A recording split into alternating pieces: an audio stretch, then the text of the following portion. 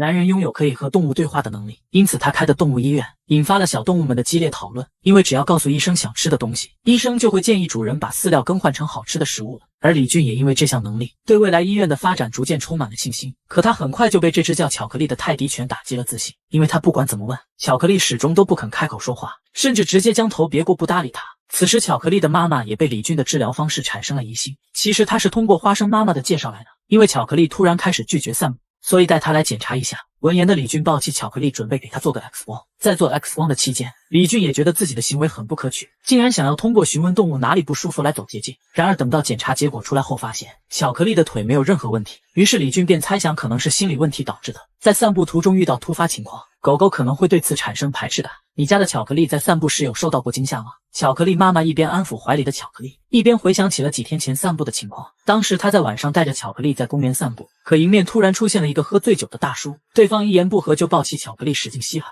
虽然大叔之后被警察带走了，不过巧克力也因此受到了惊吓。李俊看了看怀里一直瑟瑟发抖的巧克力，猜想可能有这方面的原因。妈妈也发现了怀里的巧克力抖得厉害，连忙凑近安抚。这时李俊突然发现，巧克力在听到妈妈说话以后只动了一只耳朵，而且就在刚刚拍 X 光的时候，苏拉也说了巧克力只能竖起一只耳朵，像小兔子一样很可爱。于是李俊让巧克力妈妈把巧克力放在桌上，他要进行一项测试。李俊把手里的球丢下，落在巧克力的右边，巧克力没有任何动静。可等到把球丢在左边时，巧克力立马就有了反应。见此，李俊顿时有了判断，他告诉监护人，巧克力不是单纯因为惊吓才拒绝散步，而是巧克力天生右耳的听力较弱。当时的大叔应该是从右边突然抱住巧克力，因为巧克力右耳听力差，所以才受了惊吓。一般小狗都会根据听到声音的方向竖起耳朵，但巧克力只有左耳可以做出这种反应。巧克力妈妈听到这样的解释，一时间有些手足无措，她很内疚，自己竟然一直不知道自家孩子的耳朵有问题。她低头向李俊道谢，能够这么快就检查出巧克力的病因，如果不是医生，自己可能一直都不知道这件事。临别时，李俊告诉巧克力，从现在开始妈妈会更小心保护你，所以不要担心，放心的陪妈妈散步吧。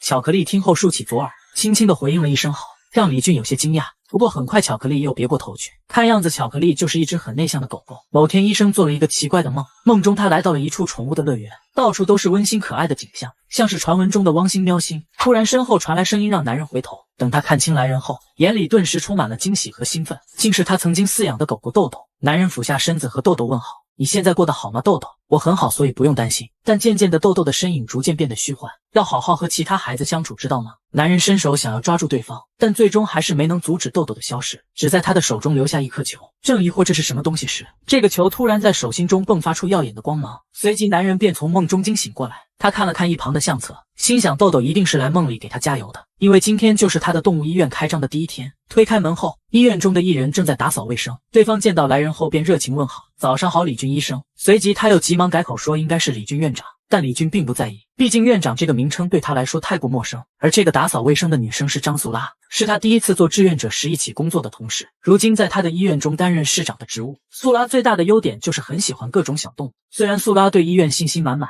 但李俊却有些担心，毕竟周围还有不少大型的动物医院。哪知素拉表示就算拖欠工资也没关系，因为他并不是为了钱来医院的，而是喜欢院长的治疗风格才跟过来的。谢谢张市长。李俊刚感谢对方，素拉立马转头，不用太感谢，工资该给还是要给的。两人正准备回去工作时，门口突然响起急促的铃声，惹得两人同时回过头观望。只见一个哭得稀里哗啦的小女孩抱着一只难受的白色小狗，孤零零地站在医院的门口。求求你们救救小梦吧！李俊俯身安慰女孩，问她怎么回事。女孩哭得更厉害了，说小梦突然就不能呼吸了，摸了摸小狗的身子。李俊发现小狗的身体抖得很厉害，女孩止不住的哭泣自语，要是小梦死了该怎么办啊？这一幕深深触动了李俊的内心，曾经小时候的自己也是如同这般，抱着豆豆四处找人寻求帮助。于是男人猛地抱起小梦冲进治疗室，小梦的嘴角止不住的流口水，呼吸也会时不时中断。这种症状有很多种疑似病例，气管狭窄、肺水肿、气胸或是喉麻痹，但最有可能是吞下了异物导致的。眼看小梦的状况越来越差，李俊连忙让素拉去准备氧气和 X 光。就在这时，他突然听到小孩子的说话声，他以为是小女孩跑进了医疗室，于是便让素拉带人出去。可素拉却指了指门外哭得稀里哗啦的小女孩，监护人明明一直在外面等着啊！李俊当即傻了，看了看面前奄奄一息的小梦，怀疑是自己听错了。不过当务之急是救好小梦，李俊带上听诊器，在小梦的身上查找病因，最终确认是有东西卡在了食道。于是李俊将手放在小狗的腹部，一下一下的用力，让小狗达到一种催吐的效果。最后小梦成功将卡在食道的异物吐了出来。李俊定睛一看，竟是一颗葡萄粒。要知道，对于马尔济斯这种小型犬来说，即使是杏仁大小的食物也很危险。不过好在小梦已经不再难受，李俊看到后也不禁露出笑容，忍得很好哦，小梦，您太客气了。听到小梦说话，李俊当场石化。只见面前的小梦晃荡着尾巴向他道谢，多谢医生可以救我。你是小梦吗？小梦举起爪子承认，我叫小梦，今年4岁，喜欢小熊玩偶和美味的零食。医生，你能听懂我说话吗？听着小梦话痨般的唠叨，李俊这才相信自己真的可以听懂他说的话。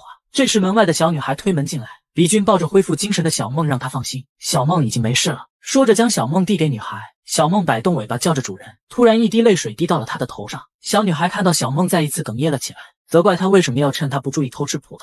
小梦赶忙舔掉女孩脸上的泪水，保证自己再也不吃了。虽说是一副温馨感人的画面，但在能听懂小梦说话的李俊眼中却让他觉得有些违和。不过也多亏了能听到小梦的声音，才让他没有像豆豆那样痛苦。随即李俊递给小女孩一个手袋，这是第一天开业送的纪念礼物。小梦是医院的第一位客人，以防万一，还是带她去大医院也看看吧。之后李俊在网上搜索有关动物沟通师的资料，得到的结论是动物沟通师并不能直接和动物沟通，可他却连视频里猫咪的话都能听懂。他不禁怀疑这和梦里豆豆送给自己的礼物有关。突然身旁苏拉的声音吓了他一跳，和动物沟通确实是很方便的能力，这样就能很快找到病症了。要是我们也有这样的能力就好了。李俊打了个哈哈，突然他注意到医院外有人在徘徊，因为是一家新开的宠物医院，女人正犹豫要不要进去。就在此时，李俊把门打开，询问她是不是需要诊疗。一时间两人都尴尬住了，好半晌女人才解释她只是想看看饲料。进到医院后，女人将怀里的狗狗放下，告诉李俊，因为她家的孩子最近胃口不好，所以想买点别的饲料试试。李俊正打算让苏拉给女人介绍饲料，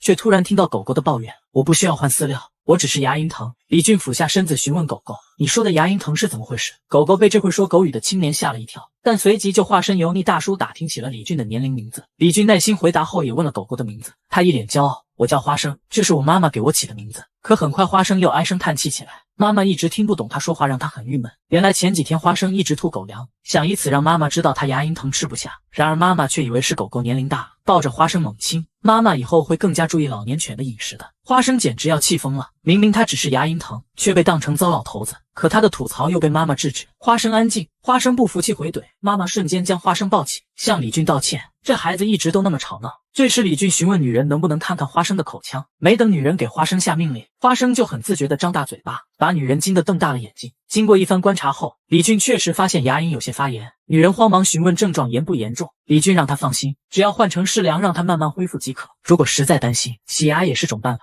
可是洗牙需要打麻醉，我家的孩子是条老狗了，没关系吗？李俊解释只要检查以后就没关系的，而且花生也比实际年龄要健康很多。于是李俊便给女人开了些消炎药。苏拉满心欢喜地拿着账单出场，在女人结账的期间，李俊同样给女人送了纪念开业的小礼物，里面放了有助于清理牙垢的牙膏。谢谢你医生，我会更加认真照顾，让花生更健康的。在女人告辞以后，花生由衷地向李俊表达了感谢，医生先生，谢谢你把我的想法告诉妈妈。李俊向对方挥手告别以后，苏拉一脸惊讶地询问，院长是怎么知道花生牙龈疼的？我猜的，因为说不能吃饲料，所以就想着会不会是牙龈问题。苏拉瞬间想到了电视里能和狗狗对话的兽医，于是建议李俊以后用这种风格来招揽顾客。这时又有人找上门，对方是前不久小女孩的妈妈，特意来感谢救治了小梦并支付小梦的诊疗费。而小女孩扯了扯李俊的衣服，一副扭扭捏捏的模样，因为医生送了我礼物，所以我也想送医生礼物，那我现在可以打开来看看吗？女孩点了点头。打开礼物后，李俊和苏拉都被萌翻了，里面是小女孩亲自画的一幅画。李俊笑着表示自己一定会好好收藏的。接下来的几天，汪汪动物医院吸引了许多慕名而来的顾客，李俊和苏拉都因此忙得焦头烂额。大厅内挤满了来做检查的人，李俊呼喊下一位等候的顾客进入诊疗室，随即小狗们齐刷刷的被吸引了视线。来人竟是一个挎着猫包气场2.8米的女人。两人进到猫咪诊疗室后，李俊按照惯例翻看诊疗书，可女人却一副信不过李俊的样子，一直盯着他。李俊显然也察觉到了来者不善，询问对方宠物是什么症状。女人冷冷回应，你是医生，你应该更清楚才对吧？随即两手一摆，心想这次绝对不会轻易上当。原来不久前女人已经去过了好几家动物医院，可里面的医生不是敷衍的随意开药，就是让她做各种各样昂贵的检查。在被骗了不知道多少次后，女人对动物医院也逐渐失去了信心。可偏偏她的豆腐病情始终没有好转。就在她不知如何是好时，偶然听到街坊邻居在议论一家新开的动物医院。在得知医院的名字后，女人便直勾勾地赶往了汪汪动物医院。可李俊却不知道女人的这些过往，只能低声下气的希望能看看豆腐的状况。打开猫包后，李俊呼唤豆腐出来，随即他就被豆腐的情况惊到。只见一只瘦小的白猫缩在包里，哆哆嗦嗦地说自己很害怕，很讨厌生病。李俊知道豆腐是被吓坏了，于是他掏出猫条，喊豆腐出来吃零食。果然豆腐瞬间就有了反应，但很快他又缩了回去。吃完猫条就要打针了，我才不会出去。李俊温柔地哄豆腐出来，我保证今天绝对不会打针的。而豆腐这时也注意到医生能听懂他说话，于是主动从猫包里面钻了出来。医生可以听懂豆腐的话吗？李俊抱起小猫询问。豆腐是哪里不舒服呢？豆腐拖着脑袋思考了一会，随即巴拉巴拉地向李俊说了一大堆，把李俊的耳朵都差点听喷血。女人见到这一幕也吃了一惊，豆腐竟然在医生怀里喵喵喵了半天。之前豆腐从来都没有对医生这么热情过。这时李俊用手堵住豆腐的嘴巴，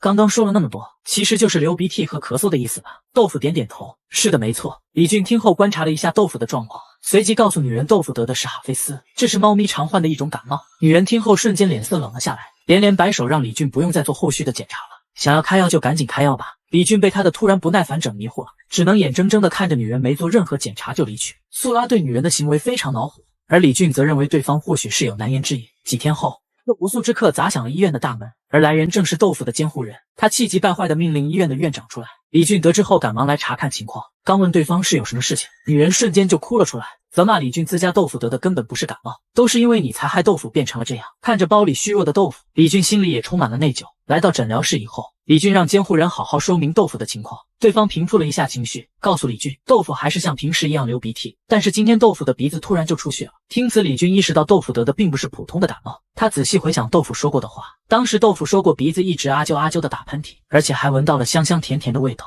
一瞬间，李俊想到了某种可能，他告诉监护人豆腐得的可能不是感冒，为了查明具体原因，需要给豆腐做一下内视镜。话音刚落，监护人就激动地拍而起，豆腐还只有那么小，万一麻醉出了问题该怎么办？怎料李俊却打断了他，他准备不做麻药进行内视镜。监护人觉得李俊简直不可理喻，刚要发火，虚弱的猫叫声传来，姐姐我好痛啊，豆腐好像快要死掉了。眼看豆腐的状况越来越差，女人也只能同意做内视镜的决定。到治疗室以后，李俊轻声呼唤包里的豆腐，可豆腐刚刚把头探出来，就看到桌上摆放了各种各样的针管，把他吓得差点魂飞魄散。他很害怕自己又会被尖尖的针扎，随即扑到李俊的身上，医生我不要做检查了，我讨厌疼。李俊看到豆腐在身上嗷呜嗷呜乱叫，猜到豆腐很害怕打针，于是他安慰豆腐不用害怕，你骗人，大家都是这么说。可最后还是把豆腐弄得很疼。豆腐是不是很害怕打针？闻言，豆腐眨巴着大眼睛，医生是怎么知道的？李俊被豆腐崇拜的眼神搞得有些尴尬，只能继续哄小孩，只要好好听医生的话，就可以不用打针了。于是豆腐便高兴地答应了下来。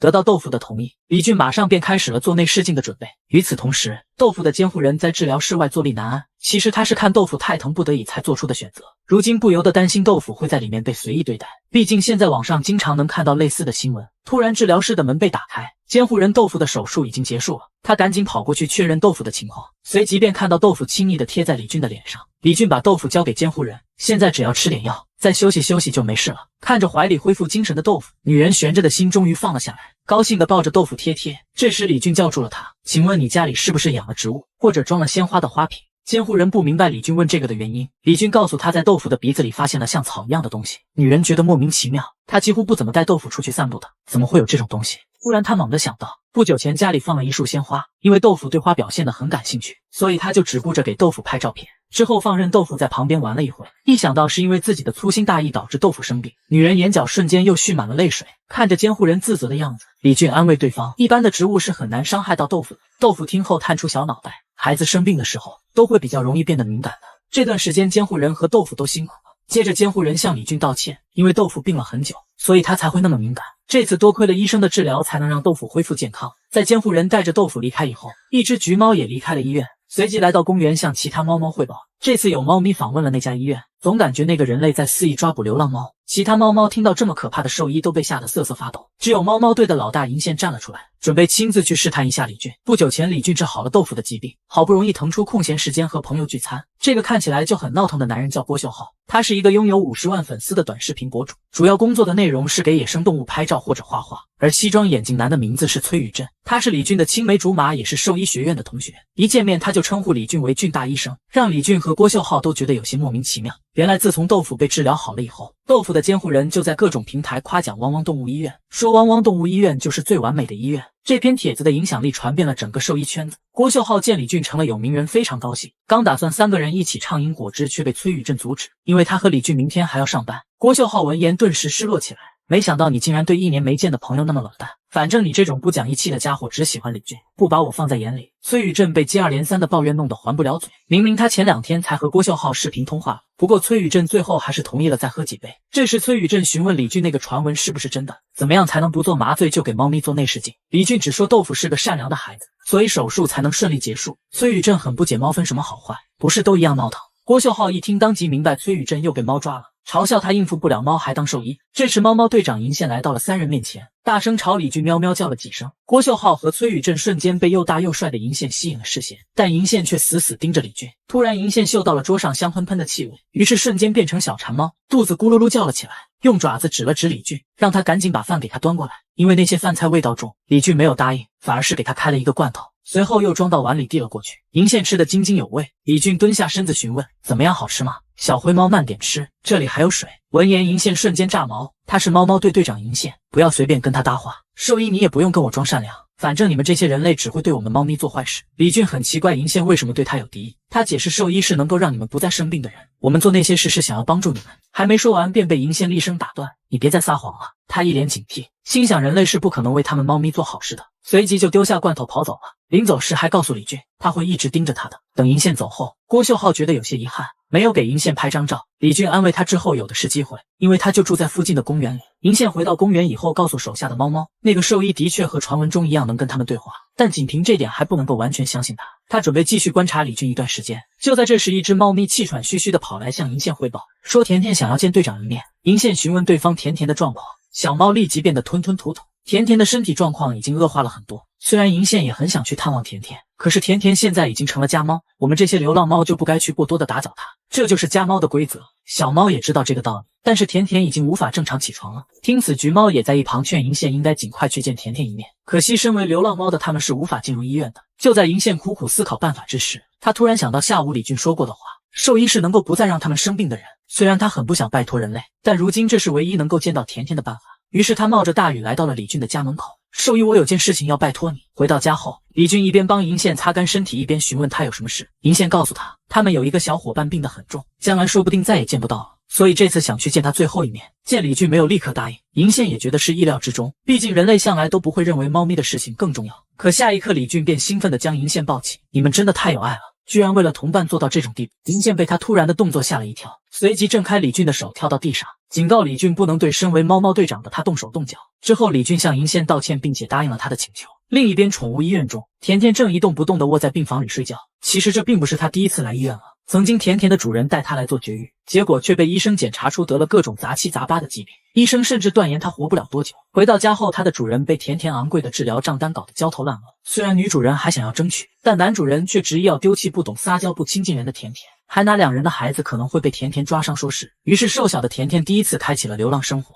又冷又饿的她在寻找食物的途中，误入了其他流浪猫的地盘。按照猫咪世界的规则，甜甜知道她只有逃跑和战斗2种选择，可她实在太过弱小。就在这时，银线喝止了2只流浪猫。在2只流浪猫逃走以后，甜甜向银线表达了感谢，心里对这一句话就能让流浪猫逃走的银线产生了崇拜。而银线也将刚刚的一切看在眼里，他安慰甜甜，强壮或是瘦弱都不是你能决定的，说着邀请甜甜来公园一起生活。自那刻起，甜甜便认定了银线这个队长。可是好景不长，某天公园里来了一车面包人，他们在各个地方肆意抓捕流浪猫，包括甜甜在内的一些流浪猫都被装进笼子里抓走。被抓后的甜甜非常内疚，认为自己这样又软弱又容易闯祸的猫咪不适合和大家一起生活。就在这时，突然有人呼唤了一声甜甜，于是他就被一个女人带回了家。对方给甜甜准备了各种各样的猫咪用品，以及好吃又吃不完的食物。感受着女人亲密的抚摸，甜甜第一次感受到了家人的温暖。她觉得这个人或许和其他人不一样。然而不知从什么时候起，甜甜开始被迫服用药剂，最后还被装进了她最讨厌的航空箱里。甜甜无助地拍打着笼子，她知道医生在和主人沟通自己的诊疗费，而主人也在听到费用以后明显有些难以接受。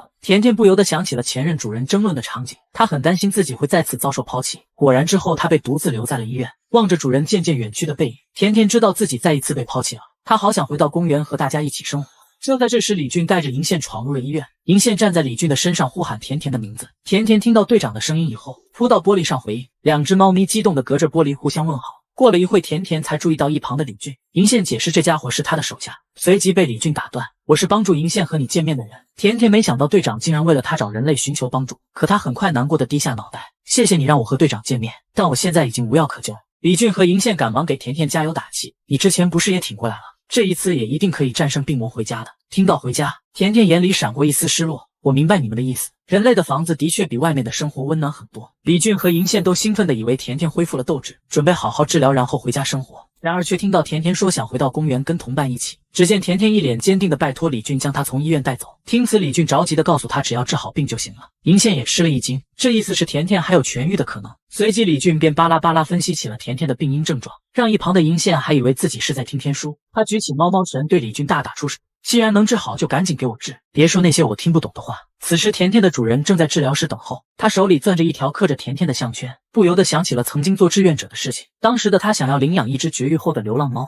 比起将流浪猫再次放生，领养这些猫咪是更好的选择，所以很轻易就得到了同意。而他一眼便注意到了带着项圈的甜甜，虽然甜甜看到他以后非常警惕，还对他发出充满敌意的叫声，但他还是选择要把甜甜带回家。于是他找到了组织志愿活动的女孩，向她表明了想要领养甜甜的意愿。女孩听后非常开心，领养猫咪没有什么特别的条件，只要能对这些猫咪负责就可以了。然而回到家后，甜甜却抓伤了她，因为她想要给甜甜喂药疗伤，可看到甜甜对她哈气警惕的样子，她还是心里不免觉得有些心寒。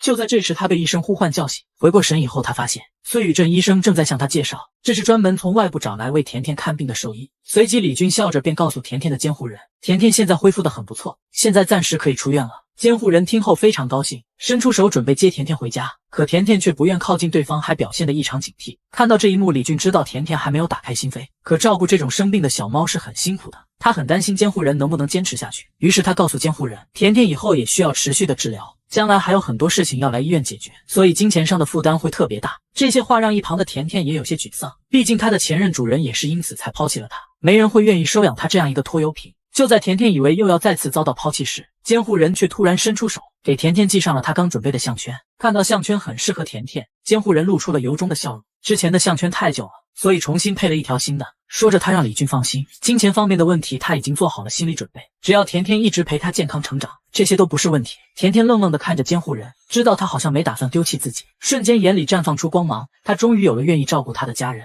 甜甜的爪子缓缓踩在监护人的手上，随后开心地舔舐了起来。这就是他的家人。监护人被甜甜的举动感动得差点落泪，高兴地把甜甜抱进怀里，而甜甜也表现得一脸享受。见到这一幕，李俊松了口气，知道自己没有什么好担心的了。这时门外的崔宇镇察觉到治疗结束，探着脑袋观察屋内的情况，恰巧银现在和甜甜做最后的告别。我相信无论你去哪里都会过得很好，所以幸福健康的好好生活吧。然而在崔宇镇眼里却是两只猫咪在激动的喵喵叫，让他着实摸不着头脑。之后李俊询问银线还需不需要再告别一回，银线表示不用，想说的话已经全部说完了，而且他也相信甜甜将来会好好的生活。突然他意识到李俊正抱着自己，于是又邦邦给了他几下。他拒绝了李俊要送他回公园的请求，随即询问李俊是怎么做到在别人的区域治疗的。原来在聚餐的那天，临走时崔宇镇便邀请他去他们医院，因为那只抓伤他的猫咪病情比豆腐还要严重。当时李俊毫不犹豫就接下了，没想到那只猫咪就是甜甜。银线听后耿直地评价起来，看样子那个人类的实力不怎么样，害得崔宇镇莫名打起了喷嚏。这是一只拥有和大学生一样清澈眼神的比格犬，可他的铲屎官却对他非常头疼，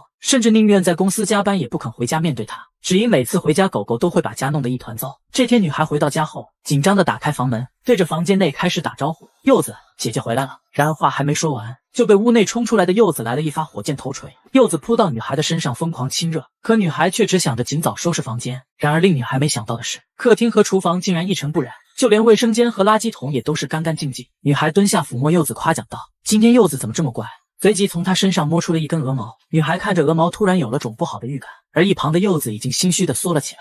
她猛地来到卧室查看，屋内的一片狼藉让她顿时石化，这可是她刚刚买的鹅绒被子。见柚子别过头装蒜，女孩再也无法忍受，追着柚子扬言要给她好看，可柚子却很开心，以为主人是要跟她玩追逐游戏。第二天，女孩将房间内的惨状拍成照片，向其他铲屎官抱怨起了柚子的恶行。虽然他们的狗狗也经常咬坏东西，但确实还没见过这么严重的场面。众人一时间都不知道该如何改正柚子的行为，唯有花生妈妈想到了汪汪动物医院，强烈建议女孩带柚子去检查一下。而另一边，汪汪队也开启了大会，狗狗们纷纷询问柚子是犯了什么错让姐姐生气。柚子一脸沮丧，姐姐回家的时候，难道我不能迎接她吗？狗狗们当即表示必须要欢迎，这样主人看到后会很高兴的。可是我的姐姐好像很不喜欢，小梦听后根本不信，她的妈妈每次回家都会因为她的迎接而开心。然而花生已经猜到了真相，语重心长地询问柚子是不是做错事了。如果什么都没有做，只是乖乖等姐姐回家，她应该不会发火的。柚子恍然大悟，可是她这么做只是在和姐姐的东西玩耍，而且把东西咬烂会让她觉得舒服。听到把东西咬烂，狗狗们都吃了一惊。花生责骂柚子太不懂事，这样做姐姐当然会想要教训你。知错的柚子非常内疚，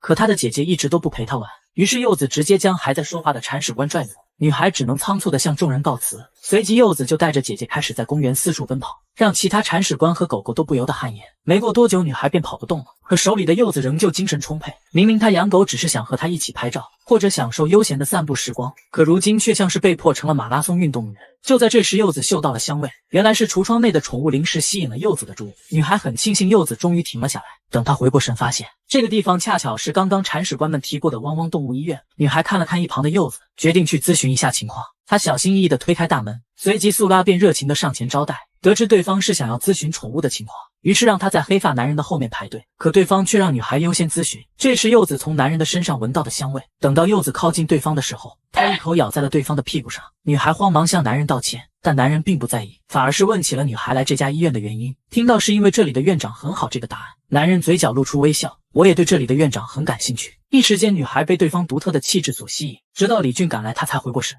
鞠躬向李俊问好。随即女孩告诉李俊，她家的比格犬一直在家里捣乱，因为实在不知道该怎么改正它的行为，所以想要咨询一下。而在女孩和李俊说话的期间，柚子又被空中的飞虫吸引了注意，幸亏被女孩及时拽住牵引绳，才没能酿成大祸。不过李俊却摆了摆手，让女孩松开绳子，正好借此机会观察柚子的行为。说着帮柚子解开了绳子，解除束缚的柚子显得异常兴奋，不停摆动着吻他。医生，我可以在这里玩耍吗？得到李俊的允许，柚子立马和小飞虫开始了追逐游戏。但经过一番观察后发现，柚子只是比一般的狗狗活跃，并没有特别严重的异常。女孩解释，或许是刚刚带它散步的原因，平时在家它比这个时候闹腾很多。李俊猜测柚子是释放了压力后变乖巧了。他问起女孩带柚子散步的频率，女孩思考了一会，差不多1礼拜散步1-2次。李俊听后如遭雷击，他提醒女孩，柚子是比格犬，这种狗狗相比其他相似体型的犬种，肌肉含量要高很多，它需要像运动员一样高强度的活动量，而这也就是比格犬被称为比格大魔王的原因。简单来说，就是平日吃6顿饭的大胃王，现在只能每天吃1顿饭。经过李俊声情并茂的一通介绍，女孩这才知道问题的严重性。原来柚子每天把家弄得乱七八糟，都是因为没有可以发泄精力的地方。接着李俊建议女孩每天至少要陪柚子玩耍3个小时，女孩当即傻了。要知道她每天下班回家就已经很晚了，如果还要加上做家务跟带柚子散步，那就根本没有空闲的时间了。看着一旁精力充沛到发疯的柚子，女孩思考着是不是该把柚子送给别人饲养。柚子听后瞬间停下手里的动作，一脸担忧地看着女孩和医生交谈。刚刚姐姐说要把它交给别人，是因为自己一直让姐姐为难的原因吗？可是自己是太喜欢姐姐才会那样的，我讨厌姐姐。没给李俊和女孩反应的机会，伤心的柚子朝门口冲去。眼看柚子即将要跑出医院，女孩着急地大喊柚子的名字。就在此时，柚子被人突然抓住项圈提了起来，而对方正是刚刚被柚子咬屁股的男人。突然跑出去可是不行的哦。这时女孩和李俊着急地赶来，女孩感谢对方接住了柚子，她实在没想到柚子会突然跑出去。男人表示没关系，随即提醒女孩，这孩子似乎是被吓到了。只见柚子在女孩的怀里瑟瑟发抖，我又要去别人家了。而这可怜兮兮的嘟囔声被李俊敏锐地捕捉到，于是他询问女孩，柚子是不是曾经有过被弃养的经历。得知女孩已经是柚子的第3任主人了，李俊瞬间明白，原来柚子是误会自己会被抛弃。突然伤心的柚子嗷呜嗷呜地叫了起来，姐姐不要把我送走，我真的好喜欢姐姐。周围人见状立马开始窃窃私语，让女孩一时间有些手足无措。而李俊则是一脸严肃，叫上女孩跟他一起去治疗室聊聊。之后李俊也看到了被柚子撕毁的鹅绒被子，他心里已经有了想法，柚子和监护人分开的时候是不是特别不安？从症状来看，我推测柚子得了分离不安症，因为柚子对弃养有很大的恐惧感，所以把房间弄乱也是想要消除他内心的不安。想要解决这个问题，只能是监护人和柚子一起努力。首先最重要的是要让柚子相信监护人一定会回家，最好就是增加陪伴柚子的时间。女孩听后表现得有些为难，其实她也是第一次养狗，虽然她对柚子的爱是真心的，但是她下班以后真的腾不出时间照顾，因为那个死人老板总是变相要求员工加班。因此李俊思考了一会，那就改成每天早上陪柚子散步1小时。虽然这样可能会很累，但还是先尝试做出改变吧。而一旁的柚子听到散步，耳朵瞬间竖起，又恢复了往日的舔狗模样，凑到女孩的身边，能和姐姐一起散步真是太好了。女孩见到柚子高兴的样子也笑了，没想到只是听到散步就能让柚子这么高兴。说罢，她向柚子保证，姐姐之后会更加努力地照顾柚子的。李俊告诉女孩，如果还有什么问题可以再来医院看看。女孩一副干劲十足的样子，院长我会努力的。就连柚子也积极回应。一人一狗的态度让李俊倍感欣慰。与此同时，素拉正在接待客户。抱歉让您久等了，您是来诊疗的吧？不是的，我只是想买些零食。说着用脚开始丈量，从这里开始到这里为止，这中间所有的零食全帮我装起来吧。霸总般的购物方式让素拉当场宕机，好半晌他才反应过来，发出尖叫。不久前李俊送走了柚子和他的监护人，刚准备迎接下一位患者，素拉却突然闯入了治疗室。院长，我觉得您好像得出来看一下了。懵逼的李俊一脸懵逼，跟着素拉找到了男人，询问发生了什么事。素拉向李俊解释，这位客人想要购买医院陈列的所有零食。李俊听到这么大的一笔订单，小心地试探对方，那看来您是饲养了很多宠物。男人点了点头，小狗差不多有50只。两人听后当即愣在了原地，对方却表示这些还没算上猫咪的数量。李俊和素拉都被吓得大惊失色，要知道饲养50只宠物绝非一件容易的事情。李俊的脸色逐渐严肃起来，他怀疑对方极有可能是来自大规模繁育小狗的饲养场。这种以商业为目的的幼犬饲养，李俊并不认可。于是他问起对方照顾那么多宠物的原因。男人不理解李俊问这些的意思，随即他才反应过来，笑着解释自己并不是可疑人物，只是一个赞助人，或者说这是一种奉献。他买这些零食是提供给流浪动物保护所使用的。说话间还带着一股阴森险恶的笑容，反而让李俊和素拉更加谨慎，觉得这种狠角色一看就不是会参与流浪动物保护的人。素拉正在心里打算怎么样赶走男人，突然听到对方谈到了我家院子保护所，没忍住放声大喊，这不就是他以前做志愿者的地方吗？素拉，你知道这个地方吗？是的，当时服务结束以后还送了纪念品。突然李俊发现男人正一脸阴森的从怀里掏东西，让李俊和素拉都不由得后退了2步。然而对方却给李俊递上了2个小巧的饰品，这就是刚刚素拉提到的纪念品。解除误会以后，李俊和素拉送走了这位大客户。到了下班时间，素拉向李俊挥手告别，而李俊却扑通一下坐回到椅子上，弯腰查看抽屉里的小零食，这些都是他专门准备的一些适合猫咪食用的罐头。随后李俊提着罐头跑到公园呼唤猫咪出来，小猫们看到来人是李俊，热情的问好，医生来这里有什么事情吗？因为银线已经把李俊治疗甜甜的事情告诉了他们，所以他们并不担心李俊会伤害他们。李俊提起手里的袋子，我给你们带了些零食。小猫们高兴到飞起，3小只围着碗吃得津津有味。李俊环顾了一下四周，询问他们银线去哪里了。小猫顿时停下干饭的动作，碗里的罐头瞬间就不香了，支支吾吾地告诉李俊，队长应该是去小区里巡逻了，但是队长现在已经10多天没回来了。虽然他们嘴上说相信队长不会出什么事情，但李俊明显感受到了他们对银线的担心，毕竟公园的猫咪都还小，而且很依赖银线。李俊安慰猫咪们，银线一定会回来的。第二天，李俊向汪汪队打听起了银线的下落，小梦也意识到好久没看到银线了，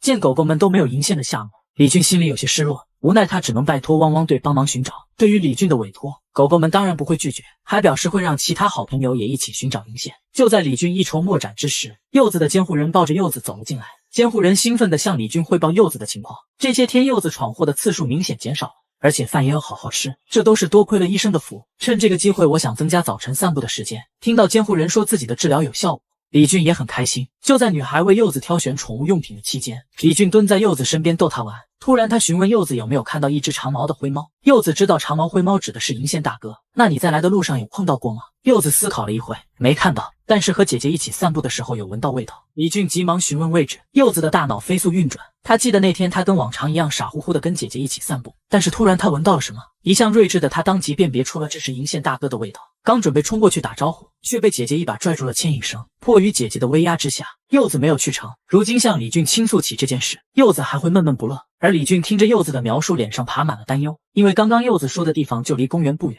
既然那么近，那么银线为什么不回来？他突然有了种不好的预感。想到这里，他询问女孩能不能和柚子一起去散步。女孩听后一脸高兴，院长竟然亲自带柚子散步。李俊正准备出发，身后素拉却向他投来了死亡凝视。院长，万一等会来客人了该怎么办？虽然现在客人比较少，但是大家都是奔着院长的治疗来的，你没事散什么步？眼看素拉的指责愈演愈烈，李俊只能留下一声抱歉，就带着柚子冲出医院。于是他不顾素拉的劝阻，将医院歇业，带着柚子出门搜寻银线。而李俊也总算是知道了比格大魔王的威名，闻到气味的柚子猛地加速，带动了拽着牵引绳的李俊。强大的动力直接迫使李俊在地上滑行。之后李俊气喘吁吁地跟着柚子到达了目的地。他环顾了一下四周，到处都是居民区，根本不像是银线会逗留的地方。突然一辆汽车驶过，李俊发现这里的车比想象中要多，而且速度也很快。他不由得担心起银线回不来的原因。就在这时，柚子将李俊唤醒，巷子里银线大哥的味道更加明显，于是一人一狗往巷子逐渐深入。李俊在心里祈祷自己的猜想是错误的。当柚子来到味道最为浓郁的区域时，他停了下来，这里就是银线大哥气味最大的地方。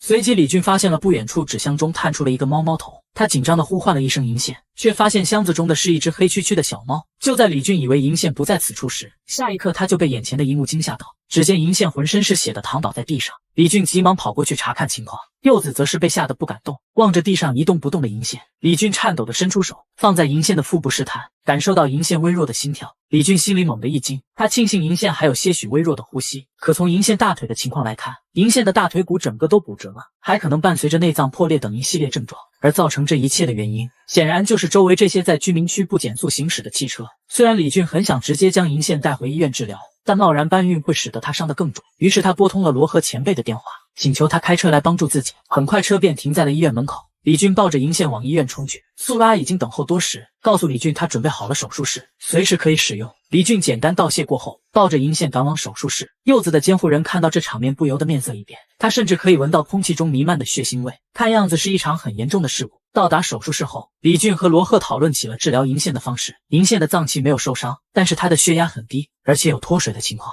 所以罗赫建议先去放射线室拍片，再给银线输液。但李俊却认为现在没有多余的时间了，他要立刻开始手术。罗赫被李俊大胆的想法吓了一跳，可李俊仍旧坚持，并拜托罗赫帮助他进行手术。在得到罗赫的同意后，李俊便开始了手术，由李俊担任主刀医生，罗赫在一旁当手术助手。与此同时，三人组正一言不发地坐在手术室外等候。还是柚子率先打破了寂静，嗷呜嗷呜地为银线大哥的遭遇难过。这时男人询问素拉，那只流浪猫需要住院多长时间？素拉推测银线至少3周不能行动，听此男人建议将银线送到流浪动物保护所。这的确是个好的提议，不过素拉相信，按照李俊的性格，他一定会亲自照顾，而且为了时刻能查看银线的情况，他指定是铺几张泡沫塑料垫在医院过夜。说完，素拉摆了摆手，院长就是这样不喜欢把小动物独自丢下的人。男人听着素拉的描述，嘴角略微上扬，他对这种负责的人很有好感。这时不远处传来一阵脚步声，引得病房外的三人纷纷转头。李俊摘下口罩，向众人宣布手术顺利结束，接下来只需要住院的时候再观察下就可以了。话音刚落，柚子的监护人眼眶瞬间湿润了，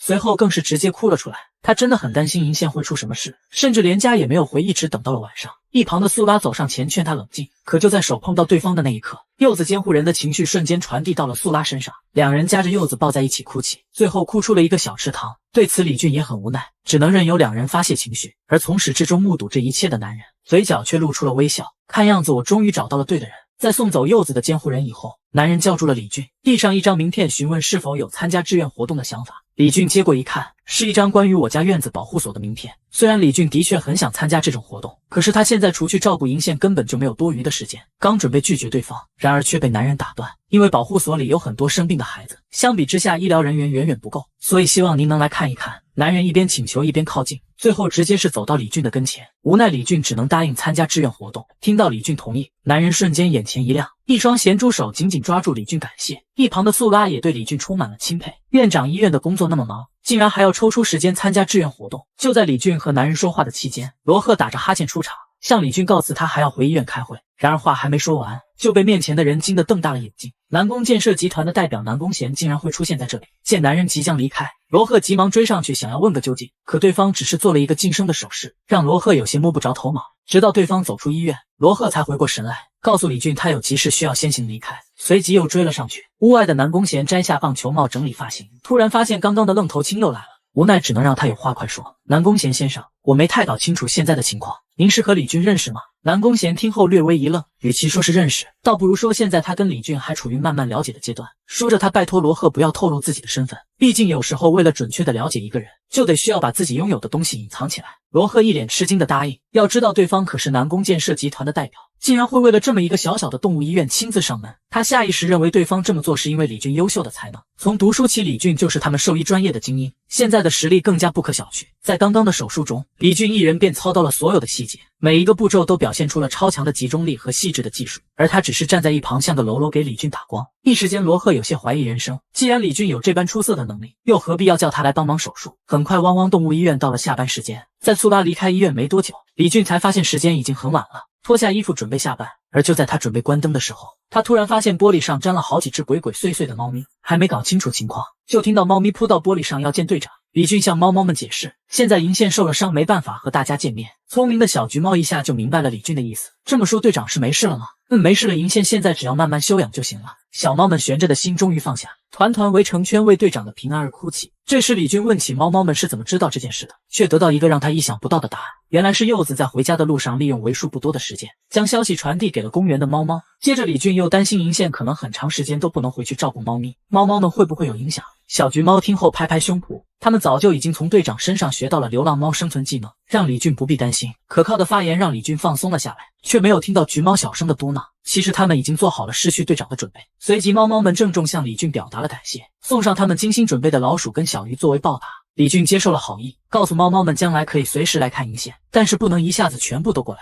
一次只能来一只。猫猫们一边答应一边告别了李俊。送别猫猫以后，银线从昏迷中醒来，李俊急忙询问他感觉怎么样。听到李俊的声音，银线颤抖地撑起身子想站起来，却一个踉跄又栽了回去。李俊解释需要等骨头长好才能正常活动，这段时间就先忍一忍吧。银线听不懂李俊在说些什么，小眼睛往身后一看，竟发现2条后腿被捆成了2只鸡腿，吓得他整个炸毛开始乱叫。这里是哪里啊？快救我出去！拍打玻璃的样子显得极其可怜。李俊告诉他这里是医院，因为害怕伤势加重，所以才用绷带缠上。怎料银线听说这里是医院，反而冷静了下来。毕竟医院是救过甜甜的地方，而如今又救了自己。银线乖巧的点点头表示知道了，但他马上又想起了公园的伙伴，自己不见了这么长时间，小家伙们一定很担心。李俊让银线放心，刚刚小橘猫已经来探过病，他们都知道你的消息了。你在说什么胡话？同伴们的身边没有我是不行的，快点让我离开。你现在自己很难行动，同伴们也很担心你，但是他们也让你好好养病，在队长回来以前，他们会彼此照顾，好好生活的。可银线听后却如遭雷击，满脑子想的都是猫猫们不需要自己，他的心情有些低落，以为如今自己这个双腿受伤的队长已经毫无用处了。李俊也察觉到银线有些有气无力，安慰他腿会慢慢好起来的。突然李俊闭上了嘴，紧张的搓了搓手，一副有事情要拜托银线的样子。他询问银线接下来的这段时间要不要来他家一起生活。听到这，银线是真的怒了，以为自己是被李俊小瞧，他可还没有沦落到要讨好人类的地步。激烈的反应让李俊有些手足无措，大喊解释这是个误会，因为在这样的病房里很闷，所以他只是希望银线能跟他一起上下班，并不是要收养他的意思。其实银线也觉得这是个好提议，毕竟现在他回到公园什么也做不了。于是他告诫李俊，我同意跟你回家，但你必须时刻记住，我是猫猫队长银线，这次只是在腿受伤的这段时间才勉为其难的麻烦你。傲娇的发言让李俊觉得有些好笑，不过也总算是说服了银线。回到家后，银线立马就忘了刚刚的狠话，化身成乖巧懂事的哈基米，一动不动地坐在软垫上。这是李俊专门替银线买的垫子，可听到李俊问他喜不喜欢，小傲娇瞬间红着脸反驳，他可一点也不喜欢这种软软的东西。李俊知道他口是心非，告诉银线有什么需要可以随时告诉他，毕竟在住在一起的期间，彼此应该互相关照才对。银线刚想说自己没有什么要求，然而肚子却咕噜咕噜发起了抗议，他难为情地捂着肚子解释，一定是肚子疼的原因才会叫的。随即李俊给银线准备了丝好的鸡肉，银线低下头想用，却被脖子上的伊丽莎白圈挡住，一连试了好几次都够不到鸡肉，可偏偏李俊竟然察觉不到，以为银线不爱吃生的鸡胸肉，气得银线破口大骂，命令他立刻帮他摘掉头上的东西。李俊解释这个东西是为了让你不碰到受伤的地方，不能摘下来。银线简直要气疯了，这个两脚兽竟然把他当3个月大不懂事的小猫对待。说着2只爪子开始用力，随即当着李俊的面直接把这烦人的玩意给他摘掉。最后他吃完饭了，李俊还在替伊丽莎白圈忏悔，不过银线哪里管得了那么多，美美的打了一个饱嗝。看到一旁的软垫，无视身后失魂落魄的李俊躺了上去。既然这是为他专门准备的，那他也没有无视人类诚意的理由，只要不对他们敞开心扉就行了。不知不觉间，银线有些瞌睡，在垫子上面睡了过去，还打起了呼噜。李俊见状明白银线是把这里当成了安全空间，于是拿了毯子帮他盖上，随后坐在一旁看着银线睡觉。可看到这安详的一幕，李俊却觉得有些伤感，因为想起了曾经和豆豆一起睡觉的画面。一直到第2天，银线才打了个哈欠醒来。过去长期在外流浪，他还是第一次睡得那么舒服。这时他突然发现一旁睡在地上的李俊，他不理解李俊为什么要可怜兮兮地睡在这里。听到他嘴里喃喃好冷，银线一时间有些无语，想起曾经那些被他照顾的小猫，银线钻进李俊的怀里，这是以前他给小猫们取暖的方式。不过既然小猫们暂时不需要自己的照顾，那就让他来照顾李俊吧，就当是报答他对自己的好意吧。在顿顿都有鸡胸肉，睡觉睡到自然醒的环境下，银线的2条腿骨骼很快就得到了愈合，大摇大摆的在医院里到处乱晃，俨然一副自己才是医院管理者的模样。因为只有动物才能更了解动物的需求，而且就算是人类客户，他也能轻松拿捏。突然门口传来叮啷的铃声，来人正是南宫贤。这番前来是邀请李俊去参加流浪动物保护所的志愿活动。初次来到我家动物保护所，李俊就被吓了一跳，这家保护所的规模可以算得上是全国最大的了。虽然李俊答应了做志愿，但他心里其实非常忐忑，这是他第一次见那么多毛孩子，很担心会从他们口中听到埋怨的话。南宫贤看出李俊面色不对，问他怎么回事。李俊笑着解释有些紧张，心里则是给自己加油打气，这是豆豆给他的能力，那他就应该用它来拯救更多的动物。这时接待的小姐姐注意到了远处的李俊，于是热情地上前打招呼，可话才说到一半，就发现面前的两人竟是如此的秀色可餐，一高一矮一壮一瘦的组合更是让女孩直接呆在原地，直到听到李俊询问自己该做什么，女孩才回过神，踢着正步带李俊前往志愿者的场地。途中经过了收容流浪动物的建筑，女孩邀请李俊进去参观，刚打开大门，此起彼伏的叫声便传入了李俊的耳中。接待的女孩笑着告诉李俊，毛孩子们这么热闹，一定是在欢迎你。可李俊知道他们一点也不开心，这些叫声中有些是想念主人，有些是因为受伤疼痛，还有些则是来自对人类的厌恶。虽然李俊对此早有预料，可真真切切听到动物们的想法，他还是有些失落。他只是一个来参加志愿活动的兽医，根本没办法帮毛孩子们解决根本的问题。这时女孩的一声关心唤醒了李俊，他下定决心要做好这次的志愿活动。到达场地后，工作人员给志愿者们说明了今日的日程，他们需要给30只狗狗做绝育，期间没有额外的手术，但绝育途中要是有明显的其他症状，需要向他们汇报。此时的李俊正在思考给动物们做额外手术的事情。要做手术就得事先和保护所沟通，因为手术前的麻痹需要提前进食，术后也要有能够让他们安心恢复的空间。突然他脑海中萌生出了一个想法，希望能够建立一个所有孩子都能得到护理的环境。这时周围人的议论吸引了李俊的注意，因为现在是春天，狗狗们的数量越来越多，只能是尽力多做些绝育。说着说着，两人的身体扭成了蛇形，这让李俊对狗狗的数量也不由得有些紧张。到了现场以后，一只奶萌的乳白色小狗询问李俊，医生，我们要做什么呀？能不能陪我玩一会？可爱的姿态让李俊无法专心工作，只能哄说做完这个再陪你玩。说话间视线看向一旁的医生，这一看直接把李俊和小狗看愣在原地。对方二话不说就给手里的狗狗打了针。你这样突然打针没有关系吗？闻言一旁的兽医嗤笑一声，要做手术的小家伙太多了，如果不这样今天之内就做不完手术了。无奈李俊只能继续安抚怀里的小狗，心想虽然只是因为工作可能推迟就这样随意，但对方也肯定是好心才会来做志愿活动的。这时李俊听到有人在叫他，来人是接待他的那个小姐姐，她脸上显得有些焦急，那个您能来帮下忙吗？跟着女孩到达现场，一只大黄狗正在朝众人吼叫，吓得工作人员纷纷不敢靠近。大黄狗发出威吓的声音，你们所有人都不准靠近，不然我就咬人了。原来大黄是计划今天要绝育的，可不知为何他却显得很愤怒，而只有李俊看出了大黄并不是愤怒，而是在害怕人类。周围人见状都准备放弃大黄，去给其他孩子做手术。李俊急忙叫住他们，能不能让我再试着安抚一下？毕竟他也不知道下次参加志愿活动会是什么时候，本着能多帮一点就多帮一点的心情，李俊尝试和大黄对话，可他那双想要抚摸大黄的手，在对方眼里却显得极为可恶，狠狠的一口咬下，吓得接待小姐姐捂住嘴不敢看。之后女孩帮李俊做了包扎，她心里非常愧疚，都是因为她找李俊帮忙才弄成这样。李俊安慰对方没事，是自己太不小心。可越是这样，女孩心里的负罪感就越深。最后她猛地起身，将责任全部揽下。她告诉李俊，其实大黄以前有被男监护人虐待的经历，所以非常害怕男性。听此李俊想起刚刚和大黄对峙时，大黄的身上密密麻麻分布着大小不一的伤口，想到大黄是因为举报虐待才进入的保护，李俊觉得大黄的行为也算情有可原。可随即女孩却打断了他，大黄不是因为举报送进来的。这话顿时把李俊整不会了。某天工作人员在夜里加班的时候，忽然听到一阵敲门声，他很疑惑，这么晚了怎么还有人来？打开门一看，竟是一只奄奄一息的大黄狗。工作人员当即抱起大黄去了治疗室，在检查以后发现大黄浑身上下没有一块骨头是完好的。结合大黄只对男性凶狠的特征，大家一致认为大黄的前任主人是一位男性。李俊听到大黄的情况不免有些哀伤，正当他准备继续努力尝试让大黄接纳自己时，女孩叫住了李俊，大黄的领养公告时间马上就要结束了，希望他能被好心人领养。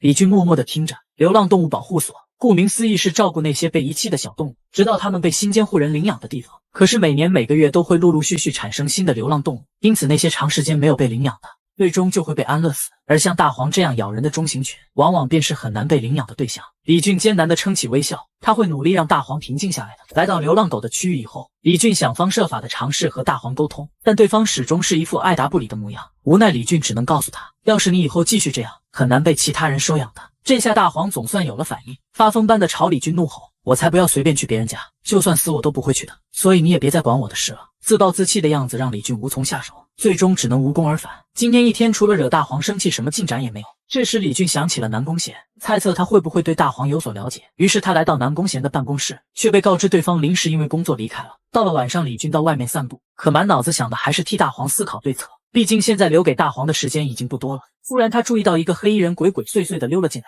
出于好奇，李俊跟了过去。对方竟是来看望大黄的，摸着大黄温暖的后背，黑衣人露出了满足的笑容。大黄这次很乖巧的待着呢。突然的出声吓了黑衣人一跳，你是这里的志愿者吗？对方点了点头，随即立马站起身，用帽子遮住脸准备离开。一旁的大黄也察觉到了什么，对着李俊不停吼叫，发出警告，可叫声随即又变成了呜咽，最后更是流出了泪水。见此，李俊瞬间意识到了对方的身份，大黄的监护人，请等一下。李俊急忙追了上去，听到这称呼后，黑衣人停了下来，您就是大黄的监护人吧？李俊小心试探，随后看到这帽衫底下的竟是一个瘦弱不堪、脸上到处是伤口的女人。女人每天都会遭受丈夫的家暴，明明已经将厨房打扫得一干二净，可这仍旧成为了男人施暴的理由。惨白的脸上印着通红的伤痕。为了保护妈妈，大黄强忍害怕，将妈妈护在身后，颤抖着身子朝爸爸发出威吓。可这非但没有阻止男人，反而让他变本加厉，抄起高尔夫球杆对着女人和大黄就是一顿痛打。每遇到这种情况，大黄身上就会新添各种各样的伤口。可即使如此，大黄在面对妈妈时，还是会开心的摇尾巴。不管女人怎样劝阻，大黄始终会护在她的身前。而为了感谢大黄的挺身而出，他每次都会买零食给大黄。然而看到吃得津津有味的大黄，女人心里却愈发愧疚，都是因为他害得大黄跟自己一起受苦。终于在某天，男人狠狠地将大黄打得丢了半条命。女人慌忙拽住对方想要阻止，可男人却目光冰冷的一把挣开。你也想挨打吗？剧烈的恐惧瞬间涌上心头，吓得女人再不敢阻拦，只能看着男人对大黄发泄愤怒。球杆一次又一次挥下，大黄的哀嚎声越来越弱。在生命的最后时刻，大黄的目光却始终盯着妈妈，担心男人会向她施暴。见此，女人再也无法忍受，拖着伤痕累累的身体，怀里抱着奄奄一息的大黄，嘴里不住地向大黄道歉，对不起，都是妈妈的错，拜托你一定要活下来。在流浪动物保护所中，女人向李俊诉说了这段经历。她知道自己的行为就是抛弃，可是对她来说，这是她为了保护这个孩子能尽到最大的努力。面对女人的道歉，李俊也不知道该如何安慰，只是询问她还准不准备继续在那个家生活。女人抹了抹泪水，她最近已经决定和那个人分开了。原本她计划是回娘家的，在见到母亲后，母亲同意了她的决定。可是母亲自己也身患重病，不容乐观。结合女人的家庭情况，李俊明白大黄被领养才是最好的选择，但大黄却不肯接受其他人，让李俊不由得有些担心自己能不能说服大黄。抱歉，是我打扰了。似乎看出了李俊的为难，女人鞠躬向李俊道歉。李俊连忙摆手，表示自己一定会想办法帮大黄找个好主人。是幸运。李俊刚有些疑惑，随即便听到女人的解释，大黄原本的名字是幸运，取这个名字是希望他每天都有幸运的事发生。李俊笑着回应，是个好名字。这时女人转身开始掏东西，给李俊递上一个黑色袋子，这是他给幸运买的一些东西，希望李俊能帮忙转交。刚来到幸运的笼子，幸运便朝李俊发出低吼，你对我妈妈做了什么？如果你打了她，我一定不会放过你的。看到幸运这般维护女人的模样，李俊显得有些哀伤。当时女人摘下帽子那一刻，幸运哭泣的原因是看到了妈妈脸上的伤口，她很难过，因为自己不在，妈妈又被爸爸殴打。李俊艰难地告诉幸运，妈妈以后不会再来了，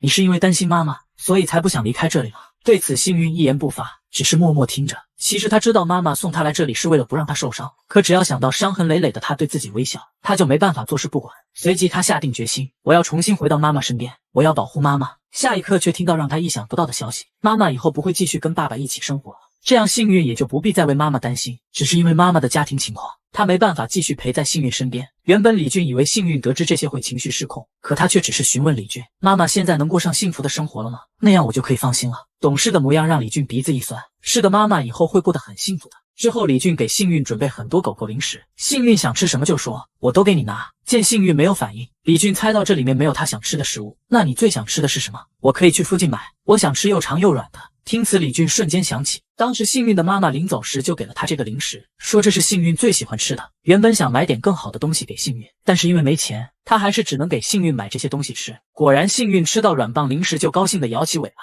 虽然李俊身为兽医工作了很久，也知道像大黄这种情况的孩子并不少见，可每见到这些善良的孩子遭受虐待，他还是无法说服自己适应。在得到李俊的开导和解释后，大黄知道妈妈将来会过上幸福的生活，于是瞬间就成了一只温顺听话的狗狗，让在场的众人直呼不敢相信，夸奖李俊简直就是在世神医。尽管过去李俊也受过不少感谢，但还是让他有些不好意思。忽然听到旁人关心的声音，医生，你的手怎么样了？原来是当初的那位接待小姐姐，现在已经好的差不多了。听此女孩顿时放下心，感谢李俊让她看到了敞开心扉的大黄，都是托您的福，大家才没有放弃大黄。李俊并没有因此得意忘形，她只是单纯的想让大黄避免被安乐死。这时女孩才想起了什么，告诉李俊，大黄其实不会被安乐死的。李俊一瞬间就被整不会了，他明明记得大黄已经在保护所很久了，按理说应该会在安乐死的名单上才对。随即便听到女孩解释，因为保护所的新赞助人不允许出现安乐死这种行为，而且那位也打算收养大黄。可看到李俊一头雾水的表情，女孩心里不免有些疑惑，那位先生不是医生也认识的吗？就是南宫建设集团的代表南宫贤先生。之后回到保护所的南宫贤才给李俊做了自我介绍，接过那张逼格十足的名片，李俊被上面印着的身份闪得睁不开眼，直到听到南宫贤询问是怎么让固执的大黄转性，李俊才回过神。大黄其实本身就是个很乖巧懂事的孩子，他并没有做什么贡献。南宫贤认为李俊是在谦虚，没有过多在意，转而向李俊表明了自己的真实目的。他打算开一家前所未有的动物医院，希望李俊能够担任医院院长的职务。一时间李俊以为南宫贤是傻波一，我现在就已经是院长了。南宫贤这才意识到自己没说清楚，原来他曾经也养过一只狗狗，因为年纪大了，所以去动物医院看了很长时间的病，从小区里的小诊所到大一点的动物医院，再到专业的兽医院。可这样来回奔波，让狗狗也逐渐有些厌烦。偏偏狗狗的病情严重，不得不住院。当时的他也没能力一直陪在狗狗身边，于是他现在就有了一个想法，打造一个连监护人也能一起住宿的设施。您说的是像人类医院一样的住院室吗？没错，我想把那里打造成一个宽敞舒适的空间，医院的规模也要更大更专业，并且还要具备夜间进行检查和紧急手术的能力。李俊积极参与新医院的讨论，提出可以将医院划分区域，分成小型、中型以及大型动物区，甚至还想着帮助因为没有诊疗费而痛苦的孩子们。不过很快他意识到自己有些异想天开了，而此时的南宫贤听着李俊的理想出神，好半天才开口，我对你的想法很有同感，不过想要建立动物医院最重要的就是兽医。李俊当即表示他会帮忙，然而没等南宫贤高兴2秒钟，李俊便笑着给了他一个联系方式，这是他认识的一位经营多家大型医院的朋友，他应该会对您很有帮助。说完，李俊提议一起去看看大黄。来到大黄所在的笼子，李俊不顾大黄的不耐烦，热情地凑上去抚摸，随即表示要给他介绍一个人认识。只听皮鞋啪嗒一声，一个西装笔挺的冷面壮汉便出现在大黄面前。他瞬间一惊，想起了那个对他施暴的男人，于是他的防御机制又被重新触发，朝南宫贤发出警告的低吼。李俊注意到大黄的异样，也是一惊，赶忙安抚大黄不要对人这么凶，但大黄直接无视李俊，龇牙咧嘴的不停向南宫贤发出警告。然而南宫贤并不生气，他已经从李俊口中得知了大黄的遭遇，于是他蹲在大黄面前，想以此放松他的警惕，随即从内衬里掏东西，看得大黄心里一阵紧张，以为又是些殴打他的棍棒，然而却见南宫贤递上一根软棒，让他有些诧异，不知如何应对。这是你喜欢吃的吧？我都听李俊医生说了，你一直以来都过着那样的生活，所以害怕我是理所当然的。不过我想和你成为家人的心意也是真的，我和你想象中的那个人不一样，你愿意相信我一次吗？如果你接受的话，我保证每天都只会有幸运的事情发生。恍惚间，大黄仿佛看到了妈妈在朝自己微笑，他咻的一下扑到南宫贤的身上，因为这是妈妈一直希望的事情。感受着来自大黄的温暖，南宫贤的眼里也布满了柔情。谢谢你愿意相信我，我保证这是一个明智的选择。不久前，李俊从保护所回到医院，因为担心银线的伤势，第一时间前去查看，可哪里都找不到银线，突然感到背部一凉。院长，你回来了。素拉阴森的声音从身后响起，回头就对上素拉憔悴的脸，吓了李俊一跳。原来是银线这段时间一直想要外出，联系不上院长的他只能时刻在医院盯梢。李俊掏出手机查看，果然消息窗口满满都是素拉的求救讯息。顿时李俊脸上止不住的流汗，他不小心将水果手机设成了静音模式。李俊尴尬的朝素拉道歉，随即询问起银线的所在。素拉抬手示意，可能是这段时间一直在看银线，所以产生了随时能找到他的蜘蛛感应。李俊生气呼唤银线的名字，把小家伙吓得打了个寒战。我不是告诉过你在伤好之前要好好待着吗？